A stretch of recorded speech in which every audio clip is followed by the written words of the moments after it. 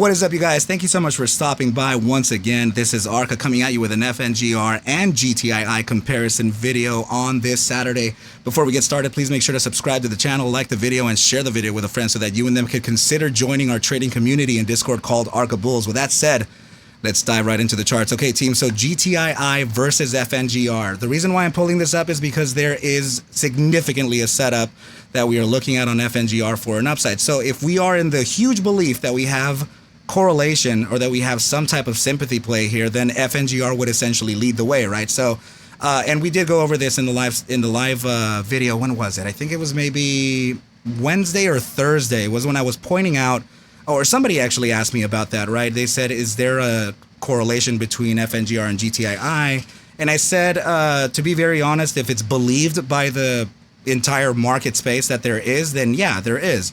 But they're absolutely correlated, despite the way that it's being done. Whatever it is being done, right? So, and I think it's imperative for me to bring up FNGR in this case because there is a setup on FNGR that's potentially going to be leading to a very short-term downside, very short-term, before a pretty explosive move to the upside, and that's conditionally speaking, right? So as long as we do get a bounce from that SMA 200, if you haven't seen the video, go ahead and refer to my, to the videos that I posted. It was just yesterday, and take a look at that video, and you'll see exactly what I mean. But since GTII would play sympathy to that, then there absolutely is a setup to look at here, and we could be at or near a bottom before we make that nice push to the upside. Okay, team. So let's go ahead and point out a few things right here. So the basics, can't speak English right now, of correlation is this top side here. So we have that clear indication of higher highs, higher lows,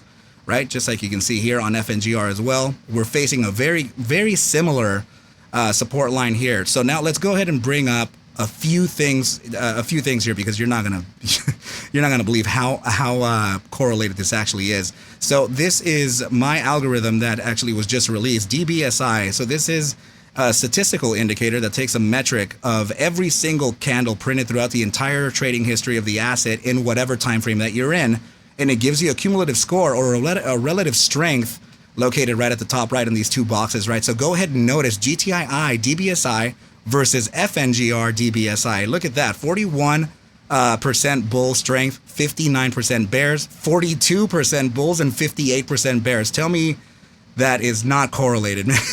All right, so anyway, let's go ahead and get the DBSI indicator out of the way, right? And now let's pull up the next one, and that's going to be Armor, right? This is another ARQ indicator that we just released. The introduction just displays exactly what what you should do in order for you to gain access to these indicators, right? So go ahead and notice here that we have a short signal printed at the very top side of the trend on GTII, and we also have that short signal printed on FNGR at the top side of the trend. Notice as well that the very last candle printed, the last 8-hour iteration, has a red bar, right? Same situation here, right, team? So I'm telling you, there's a huge correlation here. Anyway, so now let's take a look at volatility versus momentum before we look at the Gaussian channel, and this is also going to be indicative of a potential upside coming in, of which I have to talk to you about regarding a 6-hour volatility versus momentum setup. Okay, so go ahead and notice here that on the 8-hour time frame, we have this contraction phase starting from volatility, right? So anytime that we have expanded into critical numbers, which is within the 90 percentile, and started a contraction phase towards the downside, when you pair that with stochastic momentum for an upside, that actually makes it a pretty nice mathematical play that can more than usually play to the upside, right? So this is why we practice statistics.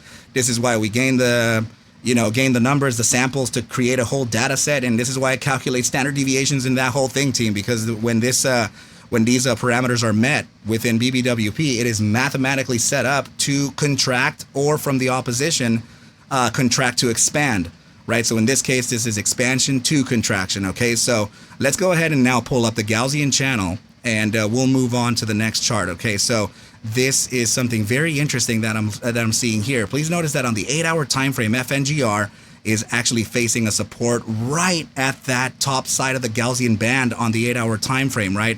Same situation here. Please notice that we're bouncing right off of the bottom band of the Gaussian channel in GTII 8-hour time frame. So there's absolutely so much correlation and so much support.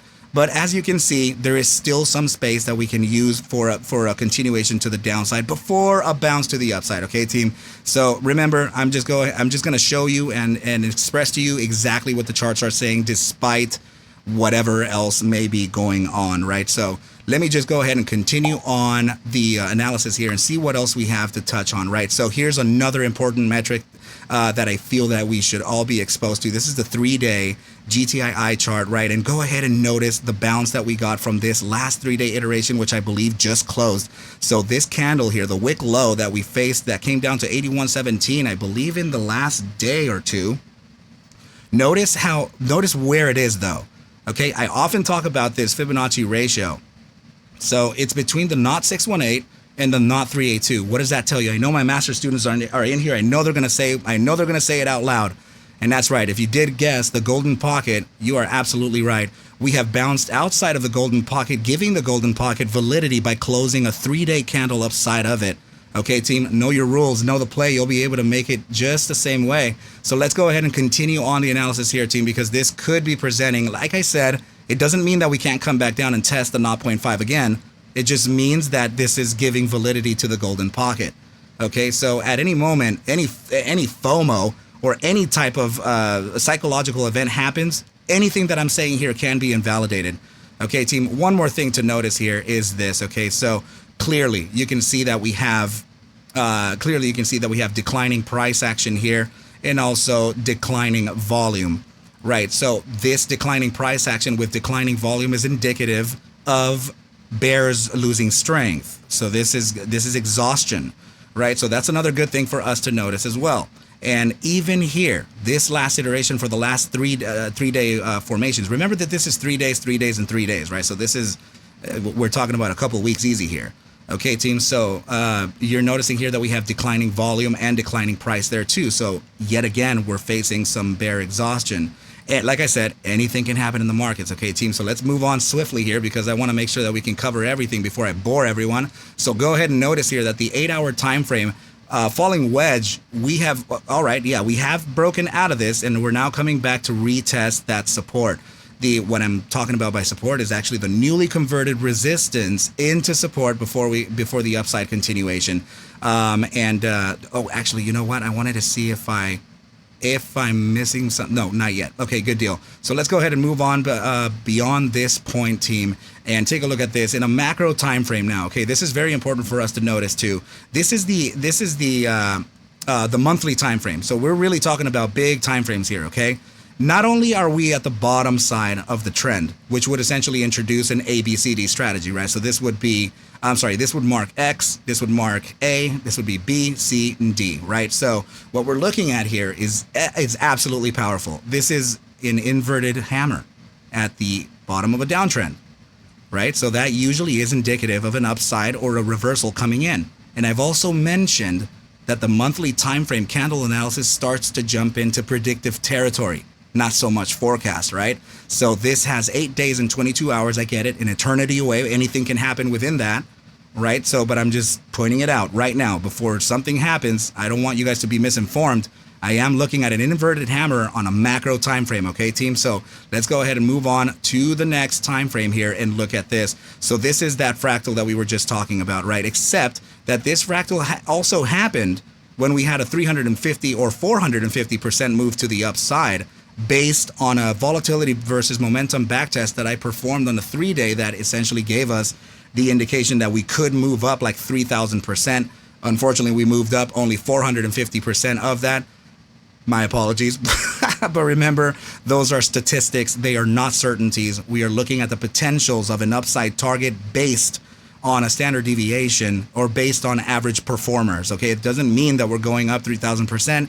It means that we have targets upside of 3,000% to look at as higher relevance or higher probability resistances or supports on the way up.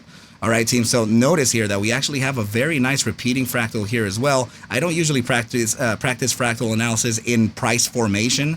per se, right? The only type of fractal that I really practice would be like a descending triangle, you know, your typical little formations like a head and shoulders and all that good stuff, right? But anyway, let's go ahead and now move on to the next chart. And this is what I was talking about earlier. Go ahead and notice that this is a 6-hour chart, and I have performed the back test here, of which I still need to update. But this is consistent of several iterations that have happened throughout the entire trading history of the GTII asset. Okay, so what I'm talking about here is this condition. Okay, this is the context behind what I'm speaking of. Anytime that volatility has expanded into critical zones, which are actually, which are actually within the 80 percentile of volatility, not 90. Okay, this is a very particular back test that I did. Okay, so and the reason why I'm saying this is because we just started contracting from that 80 percentile here. Yet again, the last time this happened was down here. Okay, and we were absolutely able to call that upside. Okay, so now it's happening again. So this is that section here. Anytime that we have started a contraction phase from 80% of volatility paired with an upside, I'm talking about both of the EMA3 and the SMA14 of stochastic momentum, that context, or I'm sorry, that criteria or condition has led me to measure the duration of the iteration, the upside thrust, and the amount of times that iteration has guessed the upside versus the downside correctly or incorrectly, right? So let's go ahead and look at all this, team. This is manually done, right? This is done by hand. So now these are your samples, right? So let's go ahead and look at the data set. Sorry. So out of 30 total iterations, 24 have been guessed correctly to the upside, giving us an upside accuracy of 80% with an average upside thrust of 100.542% over the span of about 14 and just over half days, right? So this is the proof of work. I have calculated the first standard deviation and the standard deviation, okay? So if you are not familiar with statistics, then I'm speaking of, you know, a lot of people know what I'm talking about when I say the bell curve, right? So when you're talking about the bell curve, 68% of the results land in the middle of the bell, right on the top. So 68% of those results are sitting at 89.56%, right? So now out of this, we do have a lower and upper bound of the first standard deviation, which you're looking at the lower bound being 10.98%, and the higher bound is looking at 190.10%, being the higher performers, but also the lesser probability performers. Okay, team, so based on this criteria here. So if we start applying some of those metrics to the price action, we'd be able to kind of identify what targets we can see on the way up via this instrument, right? What I'm talking about is this criteria, this condition, this algo, whatever strategy, whatever you want to call it. Okay, so 6-hour time frame also showing weakness on the bears, right? Go ahead and notice here, declining price and declining volume yet again. Okay, team, so this is indicative of a move to the upside, of which we should keep into deep consideration. So, I mean, oftentimes the average upside thrust does kind of, play out, but I would, seeing that we do have an 89% to the upside on the standard deviation being the 68% of the performers, I would have to favor that. Okay, team, so, and the conditions have already fired for this to happen. And they fired, let's see. Yeah, I would say at the opening of this red candle here.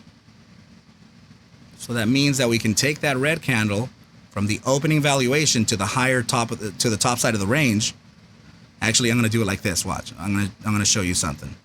Okay, we're going to do it from that candle opening, right? So let's see, what was it? Yeah, this one right over here. So let's look at the OHLC at the top, the open, high, low, close value, and that is opening at 88.55. So let's see if we can get as close as we can to that 88.55. Okay, 88. Here we go. Oh my goodness. Let's do it. Let's see how close we can get it.